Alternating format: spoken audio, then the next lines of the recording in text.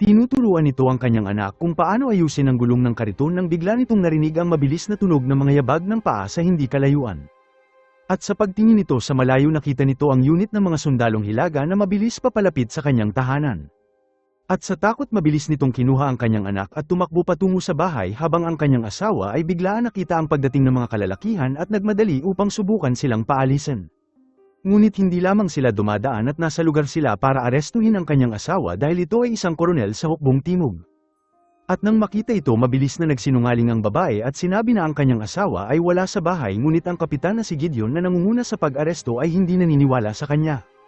Mabilis nitong inutusan ng kanyang sundalo na halugugin ang bahay habang sinuri nila ito ng mabuti ngunit nabigo na makita ang batang nakatago sa crib sa likod ng pinto. Nagulat sila pabalik kay Gideon na walang tao sa loob ng bahay pagkatapos ay pinilit nito ang kanyang asawa na ituro ang lokasyon nito ngunit wala itong intensyon na sabihin kung nasaan ito. At para pilitin ito na magsalita direktang inutos ni Gideon na sunugin ang kanilang kamalig at sinabi nito sa babae na kung tatanggi pa ito na magsalita susunugin nito ang buong bahay. At sa mga sandaling yun ang lalaki ay lumitaw mula sa bukid at mabilis itong tinanong ni Gideon at hinihiling na malaman kung nasaan ang mga armas nito at mga tropa. At bilang koronel sinira ng lalaki ang mga armas at pinaalis ang kanyang mga tropa at kakauwi lamang nito sa oras na matapos ang labanan. Ngunit si Gideon ay hindi naniniwala sa kanya at patuloy na pinilit itong magbigay ng sagot. At doon napagtanto ng babae na ang apoy mula sa kamalig ay mabilis kumalat sa kanilang bahay. At dahil ang kanilang bunsong anak ay nasa loob sa likod ng pinto kumawala ang babae at nagmadali sa apoy upang iligtas ang kanyang sanggol at sinundan siya ng kanyang panganay na anak sa loob. Nagpumiglas ang lalaki ng marahas ngunit pinigilan ito ng 3 sundalo at nag-iwan sa kanya na manood na mawala ang kanyang pamilya sa malakas na apoy. At sa mga puntong ito nawala ni Gideon ang motibasyon na ipagpatuloy ang interogasyon dahil napagtanto nito na nakagawa siya ng maling bagay. At sa huli nagawa ng babae na mahawakan ang kanyang bunsong anak ngunit nabigo na makatakas sa nasusunog na bahay. Ang lalaking walang magawa ay napaluhod na lamang at sumisigaw sa labis na kawalan nito ng pag-asa. Isinisi nito kay Gideon ang pagkamatay ng kanyang asawa at 2 anak habang sinubukan ipaliwanag ni Gideon na inulat ng kanyang mga tauhan na walang tao sa loob ng bahay at inutos lamang nito na sunugin ang kamalig. Desperado nitong iginiit na aksidente lamang ang nangyari ngunit ang lalaki na nawala sa kanya ang lahat ay pagbabayaran ni Gideon sa pamamagitan ng dugo. At habang nakatingin si Gideon sa nasusunog na bahay ang kanyang puso ay napuno ng dalamhati at paghihirap. At pagkatapos ng maraming taon ng serbisyo mga nakauniporming sundalo lamang ang kanyang pinapatay at hindi kailanman nanakit ng mga sibilyan. At napuno ng pagkakasala binitawan nito ang kanyang baril at hinubad ang kanyang uniforme at mabilis na iniwan ang hukbo. Ang hindi nito inaasahan ay ang mga darating na araw ay hindi lamang magdudulot ng walang katapusang pagsisisi kundi pati na rin ang walang humpay na pagtugis na pinangungunahan ng lalaki at ilang desperadong tulisan. At sa isang kisap 3 taon nang lumipas simula nang matapos ang digmaan ngunit hindi pa rin tumigil ang lalaki sa paghabol kay Gideon. At para maiwasan ang paghabol hindi na nakauwi si Gideon at naging palaboy at pabago-bago ng lugar. At sa araw na ito ang tumatakas na Gideon ay naghahanda ng kanyang pagkain at nagtrabaho ng matagal hanggang sa mapuno ng amoy ng luto na karne ang hangin. At sa oras na kakain ito isang bala ang biglang tumama sa kanya at napasigaw ito sa labis na sakit at nagpumiglas sa kanyang paa bago tuluyang tumakbo sa kailaliman ng kagubatan. Tumakbo ito para sa kanyang buhay at hindi nagtagal isang sugatan na Gideon ang naipit sa isang malawak na ilog. Lumingon ito at walang nakitang bakas ng sumusunod sa kanya o nakarinig ng anumang putok ng baril at bagamat labis ang pagod hindi naglakas loob na huminto si Gideon. Nagpasya ito na magpatuloy habang napunta ito sa isang puno na natomba upang makatawid sa ilog ngunit dahil sa kanyang sugatan na braso nahulog ito sa ilog at ang malamig na tubig ay mabilis na nagpahina sa kanyang buong katawan. Nakipaglaban ito ng husto upang lumangoy patungo sa dalampasigan ngunit dahil sa napakalakas na puwersa ng kalikasan ang kanyang pagsisikap ay tila balewala. Gayunpaman patuloy pa rin itong nagpumiglas gamit ang lahat ng kanyang lakas para sa pagkakataon na makaligtas. At sa dulo ng rumaragas ang ilog nakatayo ang isang bangin na mahigit 10 metro ang taas kung saan ang tubig ay dumadagundong sa ibaba. At si Gideon na maaaring malunod ay himalang nakaligtas kung saan bumagal ang agos ng tubig at ginamit niya ang buong natitirang lakas para makabalanse sa tubig. At upang maiwasan na mamatay ito sa labis na lamig tumakbo ito ng mabilis para pataasin ang temperatura ng kanyang katawan pagkatapos ay kumuha ito ng kahoy pagkatapos ay binuksan ng isang bala upang ibuhos ang pulver at nagsimulang gumawa ng apoy. Mabilis nitong inalis ang kanyang damit at uminom ng matapang na alak para patatagin ang kanyang sarili pagkatapos inilagay niya ito sa sugat sa kanyang braso. Ang matinding sakit ay pumutol ng isang sigaw sa kanyang lalamunan habang kinagat nito ang isang tela at hinawakan ng isang kutsilyo at sumigaw sa labis na sakit habang inaalis ang bala sa kanyang braso. At sa mga sandaling yun siya ay labis na nilamon ng sakit kung saan bumagsak ang kanyang buong katawan. At matapos ng magpahinga ng matagal na gawa nitong tumayo ulit pagkatapos ay pinainit nito ang punyal at sinunog ang sugat. At habang dumikit ito sa kanyang sugat ang matinding sigaw ni Gideon ay umalingaw-ngaw sa buong kagubatan. At samantala ang 5 lalaki na sinusundan siya sa loob ng 3 taon ay nakarating din malapit sa ilog.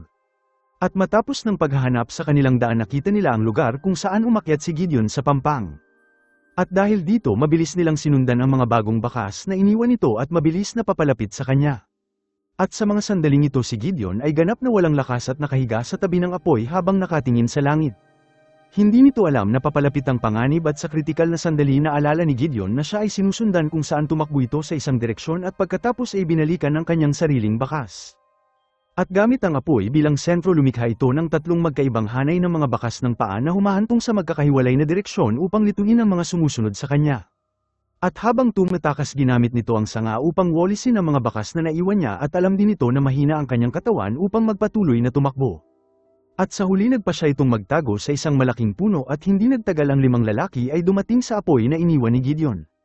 At nang makita ang 3 bakas ng mga paa sa lupa nag-alinlangan sila at hindi sigurado kung anong daan ang susundan nila.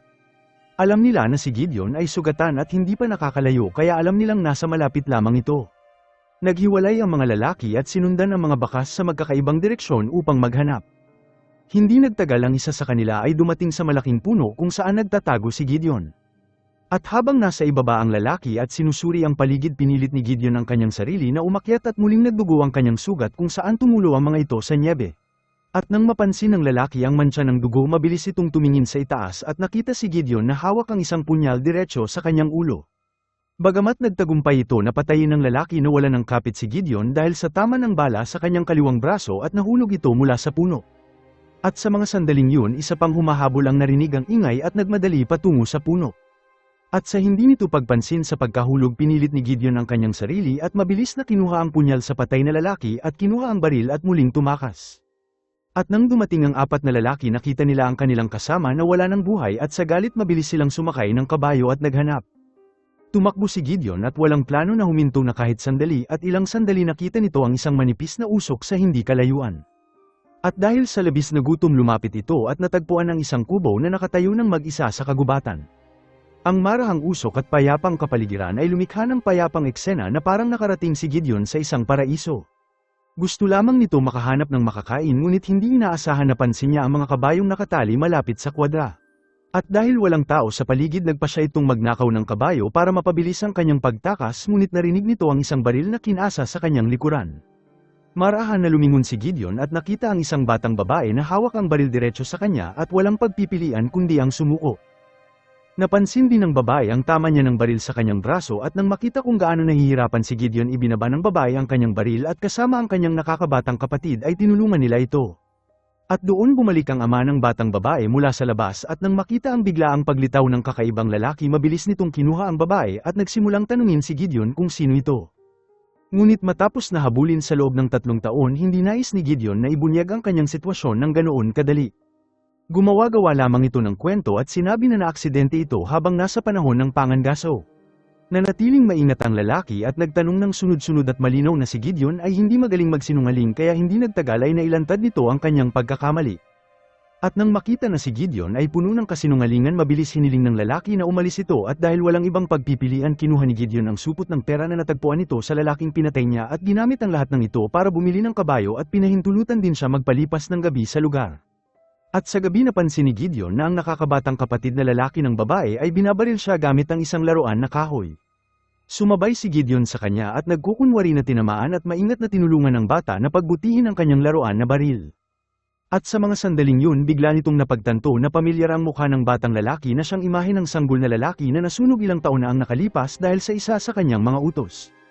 3 inosenteng buhay ang nawala dahil sa utos niya na ito at sa nakalipas na taon si Gideon ay nabubuhay sa matindi at walang humpay na pagkakasala. Ang ama ng batang nasunog ay gumastos ng malaking halaga sa pag-upa ng ilang malulupit na tulisan at walang humpay na sinusundan si Gideon sa loob na ng 3 taon at nagtulak kay Gideon na iwan ang kanyang tahanan at mamuhay bilang isang palaboy. At sa pag-iisip nito ang emosyon ni Gideon na pinipigilan niya sa loob ng ilang taon ay sumabog at tahimik na umiyak na parang isang bata na nakagawa ng mali at puno ng hindi masabi na hinanakit. Ngunit kahit ano pa ang nangyari ay hindi na mababago at bago sumikat habang madilim pa ang langit sumakay si Gideon sa kanyang kabayo at inwan ang lugar. Ang ama ng bata ay biglang kinaladkad at nalilito sa kung ano ang nangyayari at mabilis itong tinanong kung nasaan si Gideon. Mabilis nitong napagtanto na ang mga tao na ito ay hinahanap ang lalaking nanatili sa kanilang tahanan.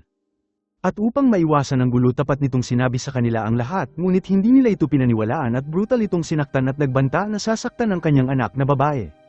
At dahil nakita na hindi binabago ng lalaki ang kanyang kwento ang pinuno na si Carver ay naniwala sa kanya at pinigilan ang kanyang mga kasama at hinayaan ang dalaga. Ang lalaking hinahabol nila ay kumakain ng almusal sa oras na yun sa hindi kalayuan. At sa oras na kumakain ito bigla nitong nakita si Carver at ang kanyang tauhan na patungo sa kanya sakay ng mga kabayo. Mabilis na nagsindi si Gideon ng apoy at naghagis ng mga sanga dito at nagpadala ng makapal na usok sa hangin. At gaya ng inaasahan nang makita ni Carver at ng iba ang usok mabilis silang nagmadali ng walang pag-aalinlangan. At nang dumating sila nakita nila ang isang apoy at kabayo habang maingat na sinuri ng mga lalaki ang kanilang paligid at marahan na lumapit sa apoy. At sa mga sandaling yun si Gideon na nagsindi ng apoy ay nagtatago sa malapit at naghihintay ng pagkakataon na maglunsad ng pag-atake. Alam nito na ang pinakamahusay na paraan para tumakas ay patayin ang lahat ng sumusunod sa kanya. Ngunit ang mga lalaki ay hindi naghiwalay at hindi nagbigay kay Gideon ng pagkakataon na umatake. At dahil walang pagpipilian umatras si Gideon at nagpatuloy ito sa pagtakas at sa kanyang daan hindi nito inaasahang natuklasan ang isang itim na oso na napatay ng isang bitag. Mabilis nitong tinanggal ang bitag mula sa oso at ibinaon ito sa nyebe at sadyang nag-iwan ng bakas ng paa para akitin ang mga lalaki palapit sa lugar. At hindi nagtagal ang isa sa mga sumusunod ay pumasok sa bitag at nang makita ang kanyang kasama na nakahiga sa sahig sa labis na paghihirap hindi nagdalawang isip si Carver na tapusin ang kanyang paghihirap. Ang natitirang dalawang lalaki na natira ay napagtanto kung gaano kadelikado ang pagtugis nila at humiling ng mas mataas na kabayaran mula kay Carver. Nagbanta din ng mga ito na kung tatanggi si Carver na itaas ang kanilang bayad hindi na sila magpapatuloy. At dahil walang ibang pagpipilian pumayag si Carver na taasan ang kanilang kabayaran ng 10% at dahil dito pinagpatuloy ng dalawang lalaki ang paghabol kasama si Carver. At matapos ng araw ng pagtakbo lumabas si Gideon mula sa malawak na kagubatan at alam nito na oras iwan niya ang nagyayelong lugar ang paghabol ni Carver ay magiging mas mahirap. Ang kaisipan na yun ay pumuno ng pananabik kay Gideon at likas na mas binilisan nito ang kanyang paglalakad. Ngunit sa oras na lumabas ito sa kagubatan hindi nito inaasahang makasalubong ang tatlong lalaki na nakasakay ng kabayo sa kanyang daanan. At dahil desperado at nagugutom balak ni Gideon na humiling sa kanila ng pagkain ngunit nang mapansin nito ang mga sinturo nila na pagtanto nito na ang mga lalaking ito ay hindi ordinaryong manglalakbay.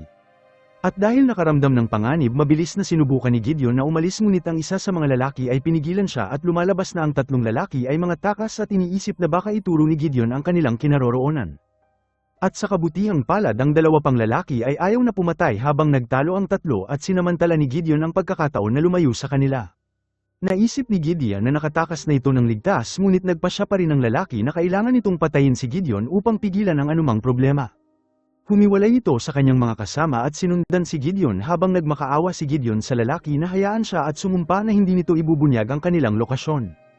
Ngunit malamig na kinuha ng lalaki ang kanyang baril at nang marinig ang baril marahan na inabot ni Gideon ang punyal at naglunsad ng nakakamatay na atake.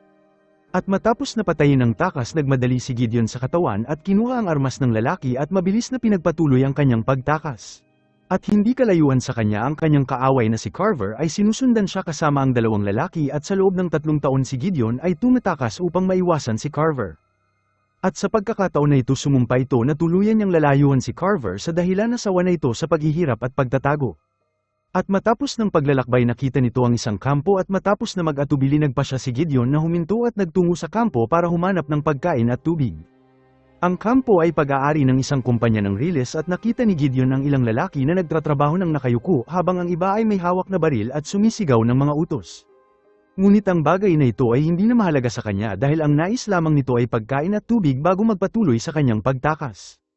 Itinali nito ang kanyang kabayo sa isang maliit na puno sa malapit at naglakad patungo sa gitna ng kampo. Ngunit sa oras na umalis ito napansin ng isang lalaki ang kanyang kabayo habang mabilis napansin ng lalaki ang sinturon at napagtanto na ang kabayo ay pag-aari ng isang takas. Mabilis nitong tinawag ang iba pa at pinigilan si Gideon at plano nilang mahuli si Gideon ng buhay at kunin ang bounty. Bagamat pinaliwanag ni Gideon na ang totoong bounty ay patay na at ang kabayo ay kinuha lamang sa kanya, walang naniniwala sa kwento. Si Gideon ay binihag bilang isang bilanggo at kahit pa nakatali ang kamay sa kanyang likuran patuloy nitong giniit na siya ay inosente. At kahit ano pa ang sabihin niya ganap siyang hindi pinansin ng guard habang lumapit din ang lalaki na may dalang punyal at inutusan si Gideon na tumahimik. Ngunit dahil mabilis at determinado sinamantala ni Gideon ang pagkakataon at umatake habang isinuot ang sombrero ng guard at naglakad ng marahan palabas ng kampo. Mabilis itong nagtungo sa kwadra at sumakay sa kabayo na kinuha sa kanya at tuluyang umalis. At dahil natatakot na muling mahuli naglakbay ito ng walang tigil at sa oras na yun nakita pa nito ang isa pang kampo. Bagamat wala itong pagkain at tubig pinili nitong lumiko upang maiwasan na muling maling mahuli. At hindi nagtagal ang nakakapasong init ay iniwan siya sa labis na pagkapagod kung saan pinilit nitong magpatuloy. At sa pagtingin nito sa lupain na walang katapusang disyerto na pagtanto nito na ang lupain na ito ay walang hanggan. At matapos na maglakbay sa hindi malaman na panahon ang kanyang kabayo ay bumagsak at hindi na kayang magpatuloy na nag-iwan kay Gideon sa kawalan ng pag-asa. At mas pinalala pa nito na sa mga sandaling yun nakita nito si Carver na walang humpay na sumusunod sa kanya. Nasaksihan ni Carver ang kanyang asawa at dalawang anak na namatay sa sunog at upang ipaghiganti sila naghanap ito ng mga malulupit na tulisan upang tugisin si Gideon at hindi nito napansin na ang paghanap niya ay inabot ng mahigit 3 taon. Sa mga taon na yun hindi hinayaan ni Carver na magpahinga ang kanyang sarili at sa araw na yun habang sinusundan nila ang bakas ni Gideon natagpuan nila ang katawan ng isang lalaki at matapos na suriin ito napagtanto ni Carver na ang lalaki ay pinatay ni Gideon. At sa mga sandaling yun ang isa sa mga kasama ni Carver ay napagtanto na ang lalaking patay sa harapan nila ay isang takas na pinaghahanap ng pamahalaan na may malaking gantimpala. At dahil napapagod na sa taon ng paghahanap nagpasya ito na huwag na magpatuloy sa paghahabol sa kaaway ni Carver at sa halip ay nais dalhin ang bangkay upang kunin ang gantimpala. Dahil ang gantimpala sa takas na lalaki ay mas mataas kaysa sa inaalok ni Carver sa kanila at wala itong kaakibat na panganib. At sa ngayon 2 lalaki ang namatay sa paghahanap nila at ayaw na rin ito na isugal ang kanyang buhay. Isang galit na Carver ang pinaalala sa kanya ang tungkol sa karangalan at kontrata ngunit ang lalaki ay nakapagdesisyon na. At dahil walang ibang pagpipilian pinagpatuloy ni Carver ang pagsunod kasama ang isang natitirang lalaki. Ang lalaki na nanatili ay binuhat ang bangkay sa kanyang balikat at naghahanda na umalis nang biglang lumingon si Carver at binaril ang kanyang kabayo habang sinabi ni Carver na ang kabayo ay binili gamit ang kanyang pera at may karapatan kung ano ang gusto niyang gawin. Mabilis na umalis si Carver at iniwan ang lalaki na nakatayo sa lugar sa labis na gulat kasama ang bangkay. Alam nilang lahat na kung wala ang kabayo halos imposible na lisanin ang lugar lalo na kung may dala itong katawan ng isang tao. Ngunit dahil walang ibang pagpipilian ang tanging magagawa nito ay pagmasdan si Carver na maglaho sa malayo. Nagpatuloy si Carver kasama ang huli nitong kasama at pagkatapos na maglakbay dumaan sila sa kumpanya ng Riles at plano na magimbak ng tubig at pagkain ngunit napansin agad ni Carver si Gideon sa lugar sa hindi kalayuan. At matapos ng 3 taon ng paghahanap mabilis bumalik si Carver sa kanyang kabayo upang habulin ito ngunit biglang hinarang ng mga guard ng Riles at nagsimulang magtanong kay Carver. At si Carver na sabik ipagpatuloy ang paghabol ay walang pasensya para sumagot at nang makita ang kawalan niya ng kooperasyon mas lalong nagpumilit ang mga guard. At dahil wala na itong oras si Carver ay kumilos ng determinado at dinakip ang isang guard bilang bihag at sinabi nito na nais lamang niyang umalis at ayaw ng kahit anong gulo at mabilis na pumayag ang pinuno na paalisan siya. At sa oras na yun si Gideon ay nakalayo na at muling pinalawak ang distansya sa pagitan nila at muling nagsimula ang kanilang habulan. At pagkatapos ng hindi malaman na panahon narating nila ang isa pang kampo at nagtanong si Carver kung nakita ba nilang dumaan ang lalaking nakasakay ng kabayo. Tumugon ang isang misyonero na si Carver at ang kanyang kasama lamang ang nakita nilang dumaan sa loob ng 3 araw. Nais ni Carver na ipagpatuloy ang paghabol ngunit sinabi ng kanyang kasama na pagod na ang kanilang mga kabayo at kailangan na magpahinga. Mainit silang tinanggap ng misyonero at sa huli pumayag si Carver na huminto upang magpahinga sa gabi. At sa gabing yun ang kampo ay nagtipon para sa kanila ngunit si Carver na nalulunod sa paghihiganti sa kanyang pamilya ay hindi naramdaman ang kanilang kabutihan. At sa sumunod na umaga pinagpatuloy nito ang paghabol at matapos na maglakbay buong umaga nang walang bakas ni Gideon natuklasan nila na ang mabait na misyonerong nakilala nila ay ninakaw ang lahat ng bala nila. At sa kabutihang palad si Carver ay nagtago ng isang bala sa kanyang bulsa na nakalaan para sa kanyang kaaway. At dahil iisa na lamang ang bala nila pinagpatuloy nila ang paghabol sa loob ng 3 araw ngunit wala pa rin silang nakitang bakas ni Gideon. At sa oras na yon nakasalubong nila ang isang labi ng kabayo at habang iniisip nila kung paano ito namatay ang lalaki na hinahanap ni Carver sa loob ng 3 taon ay biglang lumitaw sa tiyan ng kabayo at ginawang bihag ang kasama ni Carver. At sa ilalim ng banta ni Gideon walang magawa si Carver kundi bumaba sa kabayo pagkatapos ay inutusan ni Gideon si Carver na ihagis ang kanyang baril at tumugon ito sa pagkuha ng kanyang baril. At sa oras na naniniwala si Gideon na nasa kanya ang kontrol biglang umatake si Carver. Hindi makapaniwala si Gideon at napagtanto na walang kahulugan ng lalaking kasama niya at para kay Carver ang mga upahang mamamatay tao ay kasangkapan lamang. Ang biglang pagbaliktad ng sitwasyon ay nag-iwan kay Gideon ng labis na pagkagulat at tanging pagluhod lamang ang magagawa nito. Ngunit ang hindi nito alam na ang baril ni Carver ay wala na talagang bala gayunpaman patuloy pa rin si Carver sa paglalakad habang hawak ang baril at sinasabi ang kanyang puot at hinagpis sa loob ng 3 taon. Sa loob ng 3 taon hinahabol nito si Gideon para ipaghiganti ang kanyang pamilya at sa pagluhod nito sa lupa nagmakaawa si Gideon sa kapatawaran ni Carver. At sa loob din ng 3 taon si Gideon ay namuhay din sa patuloy na pagkakasala at paghihirap at inutos lamang nito na sunugin ang kamalig at hindi intensyon na sunugin ang bahay o saktan ang pamilya ni Carver. Ngunit ang asawa ni Carver at mga anak nito ay namatay sa apoy dahil sa utos na yun at alam ni Gideon na karapat-dapat siyang mamatay ngunit ang kanyang likas na mabuhay ay nagtulak sa kanya na tumakbo ng mahigit 3 taon. Gayunpaman idinikta ng tadhana na isa lamang sa kanila ang maaaring mabuhay at sa walang katapusan na disyerto ang 2 lalaki ay naglaban at ang kanilang puot ay hindi nagmumula sa isa't isa kundi nagmula sa kanilang panahon ng digmaan na naganap sa hilaga ng Amerika. Ang kanilang trahedya ay refleksyon ng hindi mabilang na buhay na winasak ng mga panahon na yun. At pagkatapos ng pagpupumiglas nagawa ni Gideon na makuha ang kalamangan at hindi pinatay si Carver ngunit hiniling nito na bitawan ang nakaraan at itigil na ang pagsunod sa kanya. Nag-iwan ito kay Carver ng isang lalagyan ng tubig at sumakay sa kabayo ni Carver at umalis ng marahan. Matagal na nakahiga si Carver sa sahig ng tahimik at sa kaibuturan alam niya na ang pagkamatay ng kanyang pamilya ay aksidente ngunit hindi niya ito matanggap at ang kanyang paghabol ay hindi dahil sa puot kundi dahil sa pagmamahal nito sa kanyang pamilya at tumatanggi pa rin itong maniwala na wala na sila. At sa wakas muling tumayo si Carver at muling pinagpatuloy ang pagsunod niya. At hindi nagtagal nakita ni Gideon ang isang lawa ng tubig at uminom ng sabik at napansin ang isang lalaking katutubo na nakaupo sa malapit. Sinabi sa kanya ng lalaki na walang libre sa mundong ito habang pinagpalit ni Gideon ang kanyang kabayo para sa isang banga ng tubig at mabilis na umalis. At hindi nagtagal dumating si Carver sa lugar at nakita ang kabayo na iniwan ni Gideon at inihagis ang lahat ng kanyang pera sa lalaki. Bumili ito ng isang banga ng tubig pati na ang kabayo pagkatapos ay mabilis nitong sinundan si Gideon. Bagamat pinagpalit ni Gideon ang kanyang kabayo para sa tubig ang nakakapasong init ng araw ay muling nagdulot ng desperasyon sa kanya. Nagpatuloy ito sa nagliliyab na init at nilalabanan ang uhaw at labis na pagkapagod. Muli nitong nakita si Carver na sinusundan siya at habang naghahanap ito ng daan para makatakas nakita ni Gideon ang isang babae na nagbebenta ng sinasabi niyang mahimalang gayuma. Ngunit si Gideon ay walang interes sa mga bagay na ito habang nakita nitong papalapit si Carver at nais lamang nito malaman kung paano siya makakaligtas. Pagkatapos ay nagbigay ang babae ng isang bala at sinabi sa kanya na kaya nitong lutasin ang lahat. Pinagpalit ni Gideon ang kanyang kabayo para sa isang bala at si Carver na labis ang pagod ay bumagsak sa kanyang kabayo sa oras na makalapit ito kay Gideon. At nang muli nitong buksan ang kanyang mata si Gideon ay nakatayo sa harapan niya hawak ang isang baril. At sa bingit ng kamatayan hindi nakaramdam ng takot si Carver at matapos ng 3 taon ng pagtugis sa wakas ay tinanggap nito na wala na ang kanyang pamilya. Hiniling nito kay Gideon na wakasan na ang kanyang buhay sa paniniwalang ang kamatayan ang magpapalaya sa kanya sa walang katapusang nais na maghiganti. Nang inig ang kamay ni Gideon habang hawak nito ang baril at ayaw nitong maulit ang kaparehong pagkakamali. At dahil binalot ng pagkakasala sa loob ng 3 taon inilagay ni Gideon ang baril sa kamay ni Carver at iniwan ang pagpipilian sa kanya. Itinaas ni Carver ang baril patungo sa ulo ni Gideon ngunit hindi nito makalabit ang gatilyo at alam nito na ang trahedya ay isang aksidente na walang sinuman ang may gusto habang binubulong ang pangalan ng kanyang asawa. Ibinaba nito ang baril habang napuno ng luha ang mata ni Gideon habang nagpapasalamat ito kay Carver dahil sa pagpapatawad nito. Tinulungan nito si Carver na tumayo at ang 2 lalaki ay tahimik na nakatayong magkaharap sa katahimikan. At pagkatapos ng 3 taon na pagdurusa pumili sila ng direksyon at sabay na naglakad papalayo kung saan nagtapos ang pelikula. Maraming salamat sa panonood. Kung nagustuhan mo ito huwag kakalimutan mag-like at subscribe para sa susunod pa nating recap. Love you all.